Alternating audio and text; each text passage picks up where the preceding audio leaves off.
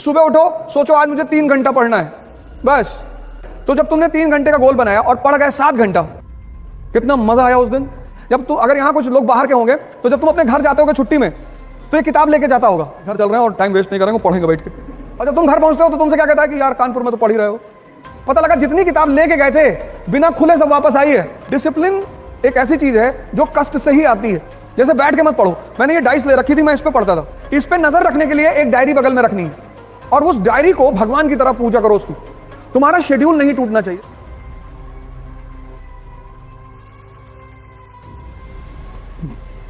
जय Hind friends. Discipline एक ऐसी चीज है जो कष्ट से ही आती है।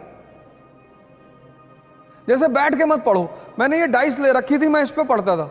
कम से कम 3 से 4 घंटे, 12 घंटे मत करना, वरना स्पाइनल प्रॉब्लम हो जाएगी। कुछ लोग क्या करते हैं ना, अत्त मचाना शुरू कर देते हैं। बाबा रामदेव ने जब शुरू में बताना शुरू किया कि कपाल भाती करने से चेहरे पे चमक आती, एक भाई साहब ने 1.25 घंटा कर लिया, किडनी पलट गई, वो 2 महीने आईसीयू में रहे। किसी भी काम की शुरुआत धीरे धीरे करो। डिसिप्लिन कष्ट से आएगा। अपने आप को कष्ट दो और अपने ऊपर नजर रखो। एक शेड्यूल बनाओ और शेड्यूल छोटा बनाओ। सुबह उठो, सोचो आज मुझे 3 घंटा पढ़ना है, बस 1 मिनट। आप 3 घंटे का शेड्यूल बनाओगे तो तुम्हारा मन बगावत करेगा, कहेगा नहीं नहीं 3 घंटे का नहीं, 10 घंटा। मन की आदत है बड़े बड़े प्लान बनवाना, करना कुछ नहीं। तुम अगर उसके नेचर को देखो, वो प्लान बनाने में कंजूसी कभी नहीं करता। यही तो उसका खेल है, कहेगा पूरा दिसंबर बैठ के पढ़ना है। जब तुम, अगर यहां कुछ लोग बाहर के होंगे, तो जब तुम अपने घर जाते होगे छुट्टी में, तो ये किताब लेके जाता होगा कि घर चल रहे हैं और टाइम वेस्ट नहीं करेंगे, पढ़ेंगे बैठ के। और जब तुम घर पहुंचते हो तो तुमसे क्या कहता है कि यार कानपुर में तो पढ़ ही रहे हो। पता लगा जितनी किताब लेके गए थे बिना खुले सब वापस आई है। अगर आज तुम्हें दौड़ने के लिए कहा जाए तो कितने किलोमीटर दौड़ जाओगी? 1। लेकिन क्या तुम्हारी क्षमता सिर्फ 1 किलोमीटर दौड़ने की है? नहीं, नहीं ना। अगर आज मैं तुमसे दौड़ने के लिए कहूं तो तुम सिर्फ 1 किलोमीटर दौड़ पाओगी, ऐसा तुम कह रही हो। लेकिन तुम्हारी क्षमता 50 किलोमीटर तक दौड़ने की है मिनिमम। बाकी तुम अब भद्रकाली का रूप ले लो और 100 किलोमीटर दौड़ जाओ। तो अब क्या करना है तुम्हें? अब सुनो क्या करना है। आज तुम 1 किलोमीटर दौड़ी, 10 दिन 1 किलोमीटर ही दौड़ो। 11वें दिन तुम उसे 2 कर दो। स्टेमिना डेवलप हुआ। ऐसे जीवन में भी करना है।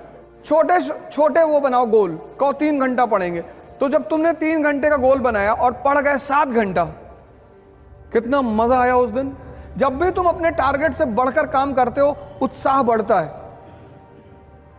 और जब भी तुम अपने टारगेट से कम काम करते हो, उत्साह घटता है। तो जब तुम 10 घंटे का टारगेट बना के सिर्फ 3 घंटे पढ़ते हो और ये प्रक्रिया 2 महीने चलती है, तो तुम डिप्रेशन के शिकार धीरे धीरे होने लगते हो। इसलिए कम टारगेट बनाओ और ज्यादा आउटपुट निकालो और कष्ट दो अपने आप को। वही मैंने तप शब्द का इस्तेमाल किया, क्योंकि वो तुम्हारी अचीवमेंट होगी, कोई कर नहीं पाएगा। इस पे नजर रखने के लिए एक डायरी बगल में रखनी है।